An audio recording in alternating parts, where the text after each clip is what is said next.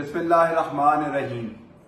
2 سال قید تنہائی، جبر مسلسل، ظلم، زیادتی برداشت کرنے کے بعد آج الحمدللہ میں واپس آ گیا ہوں۔ میں اللہ تعالیٰ کا لاکھ لاکھ شکر ادا کرتا ہوں، اور اس کے بعد میں اپنی فیملی، دوست اور وکلا ساتھیوں کا شکریہ ادا کرتا ہوں کہ جنہوں نے مجھے اکیلا نہیں چھوڑا، میرا ہمت اور حوصلہ بڑھاتے ہیں۔ بے شک یہ سفر ایک دردناک اور انتہائی مشکل سفر تھا، لیکن اللہ تعالیٰ نے ہمت اور حوصلہ عطا فرمایا۔